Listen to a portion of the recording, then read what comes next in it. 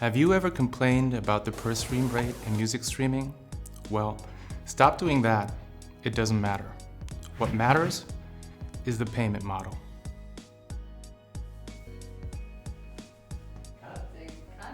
My name is Rauscher, and I've written a paper about the impact of user-centric payment. In this video, you'll learn about new models that can increase artist income by 40% or more, and you'll learn about what you can do as a first step to get there. Now, you might have heard about alternatives like user-centric or artist-centric. Maybe you haven't.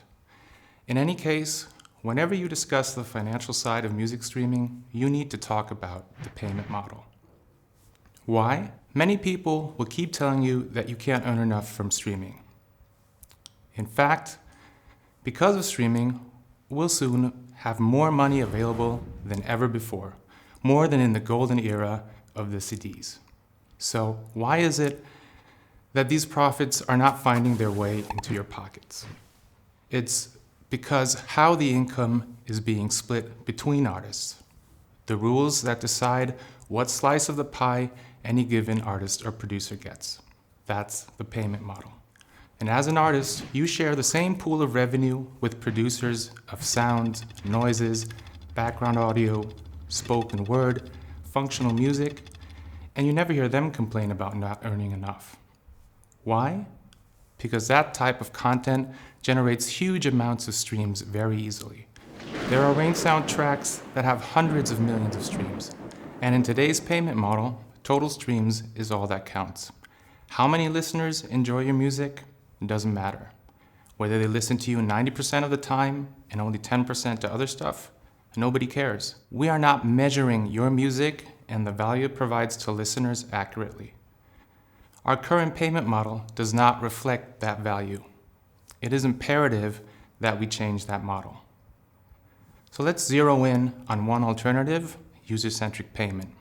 Instead of looking only at total streams, every listener's subscription fee gets split only between the artists they actually listen to. Previous studies have indicated that this wouldn't change much, but that is a misinterpretation of those studies' results. Our analysis shows that 20 to 40% of all subscription fees could be reallocated. So we're talking billions of revenue that could be shifted to certain artists. Almost 1 in 3 artists could increase their income by 40% or more. 1 in 5 artists could actually at least double their revenue. On the flip side, more than a third of artists and producers could lose significantly. Like with any payment model, the question is who would benefit and who wouldn't. We've identified 3 factors that are relevant here. You can learn more about them in our paper, but in a nutshell, if as an artist, you not only generate a decent amount of streams, but at the same time reach a good amount of listeners, you tend to benefit from user-centric. If your listeners listen to you more often than to anything else, you benefit. And if your listeners are willing to pay more for their music subscription, user-centric usually rewards you for that. So now you know that there's a pretty good chance that you could benefit from such a model. But what can you do about it? The first step is understanding the impact. You need to know whether you get 50% more out of user-centric or 40% less. What about artist-centric? Only the streaming services can calculate that. And they could pretty easily provide you with those results. But since you can't speak to them directly, you need to leverage your business partners and their network. If you have a management, a label, a distributor, a publisher, it is their collective responsibility to represent you in that matter. Tell them that you have a right to know, a right to understand the impact, and then tell them that you have a right to participate in this discussion and the decision making.